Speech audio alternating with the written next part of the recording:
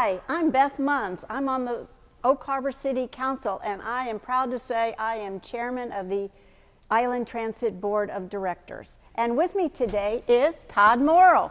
He's our executive director. You didn't know him. Great to see you, Beth. Nice to see you. What do you think of our solar panels? Oh, it's going to be fantastic, and what a savings to the public. How much do you think it's going to save us a year? Oh, I think I saw written it's over $9,000. That is a huge savings. I'd love to say it was on my bill. So that's solar panels here at our Coupeville operating base where we are right now, and also solar panels on Camano Island where we have a small operating base as well. Aren't there 38 on Camano Island that have been set up? Exactly, and 335 solar panels on this building here. We just want to flip that switch and the savings will begin. So we're very excited about that. And it goes towards our goal of being green and helping the environment. That's absolutely right, Beth. One of the great things about having solar panels is it reduces our dependency on non-renewable energy. In fact, we'll be using far less by having panels here and also on Camano Island. And it will help us move to our goal of being all green in the next 10 years.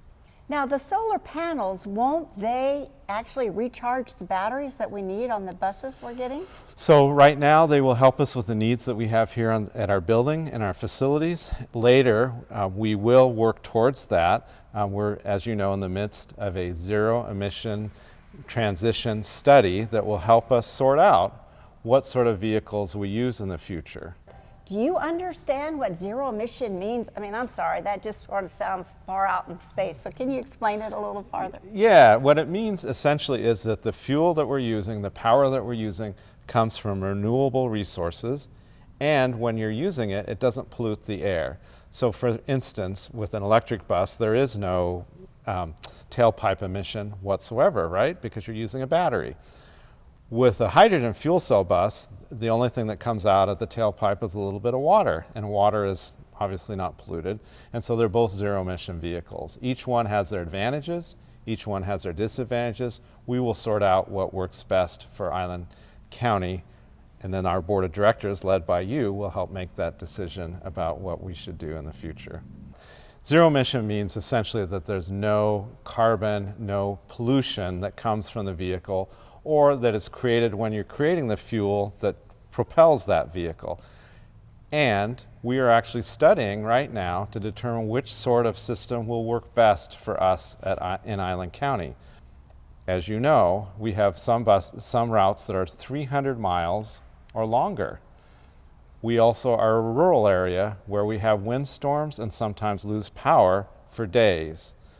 At the same time, we need to make sure that we have buses that operate throughout those conditions. Do you remember that windstorm we just had recently? It hit like 50 miles an hour. How long did we lose power? Well, in the south end of the island, it was for several days. And that's the problem. That's the challenge that we have. Thankfully, there's another alternative to electric vehicles, something called hydrogen fuel cell vehicles, which run off hydrogen gas. And hydrogen gas basically works like traditional gas, traditional diesel does, except it doesn't pollute. You just see a couple droplets of water out of the tailpipe. Imagine that. And what about you? Have you thought about this and what a difference it will make in our community? This is wonderful. It really is exciting, and it will also help those of us who want to reduce their carbon footprint, Beth, because today even, before we do that transition, today people can ride the bus and reduce their carbon footprint because when they do that, they're not out in their own car polluting, and instead they're sharing the road on one of our vehicles. Hey, did you know the buses are free? You can get on and off, you can go to school, you can go to work. It's so exciting that we are fare free because anyone can ride our bus. A school kid can do it without paying a fare. A tourist who comes to Whidbey Island can do it without paying a fare. What a great way to see and explore without having to bring your car and fight for a parking space at Deception Pass State Park or over at Eby's Landing. They rode it like a hop-along bus that you do in cities. Right. And they rode around the entire island, and then they got off at places that looked interesting to them, and they spent the whole day on our bus, and they just thought it was a marvelous idea. You should try that if you haven't sometime. And on Camano Island, same thing. People can use it to go and travel to the state parks on Camano Island. They can also ride into Stanwood as well and connect with Skagit Transit, with Community Transit, and the Washington State Ferries. So Todd, we've been telling them about becoming green and being self-sufficient and not hurting the environment. So what vehicles or technology do we have now online that we're using that accomplishes this? So Beth, that is a great question. And in fact, we are doing several things. We have two different types of vehicles that are actually more sustainable and have less of a carbon footprint. Of course, one of them are our large hybrid diesel electric buses. These are our Gillig buses, and in fact 3 of them are hybrids, which means they're just like a Toyota Prius or a vehicle like that, where the battery actually charges and creates power so that you need less electricity. Just call our regular number, and We'll do that. Although we don't really try to talk about that a lot, because that's okay. our most expensive service. Yeah, I know. So Todd, you know, we've done this big, you know, talking about being green and self-sufficient and, you know, not adding emissions to the environment. What are we using now that is starting this new system with us? That's a great question, Beth. In fact, we're doing 2 different things in terms of our vehicles. We have hybrid diesel electric buses, 3 of those that work just like a Toyota Prius, where they have a way to generate power as the bus is traveling, and that helps to power the bus so that less diesel fuel is used. Those are hybrid buses.